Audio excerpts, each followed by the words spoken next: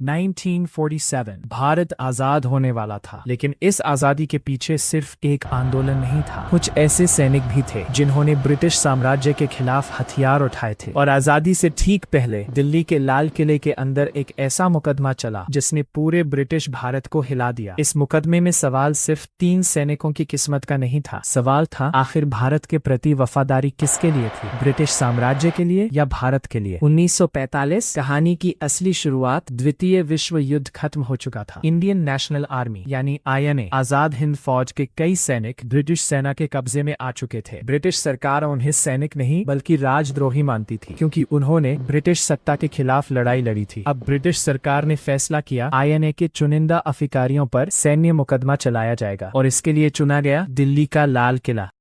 5 नवंबर 1945 red fort लाल किले के अंदर एक विशेष मिलिट्री कोर्ट लगा। कटघरे में थे 3 INA अधिकारी, शाह नवाज खान, प्रेम कुमार सहगल और गुरबख्श सिंह ढिल्लो। तीनों अलग अलग धार्मिक समुदायों से आते थे, एक मुस्लिम, एक हिंदू और एक सिख। लेकिन बाहर खड़ी भीड़ के लिए वे 3 अलग लोग नहीं थे, वे बन चुके थे भारत की आजादी का प्रतीक। ब्रिटिश इंडिया का माहौल बदलने लगा। ब्रिटिश सरकार को शायद उम्मीद थी कि मुकदमे से INA की छवि कमजोर होगी, लेकिन हुआ बिल्कुल उल्टा। जैसे जैसे मुकदमे की खबरें भारत के शहरों तक पहुंची, लोग सड़कों पर उतरने लगे। दिल्ली से लेकर कलकत्ता और बॉम्बे तक INA के समर्थन में प्रदर्शन होने लगे। अखबारों ने भी इस मुद्दे को प्रमुखता दी, और सबसे महत्वपूर्ण बात, कांग्रेस ने INA अधिकारियों की कानूनी रक्षा के लिए डिफेंस कमेटी बनाई।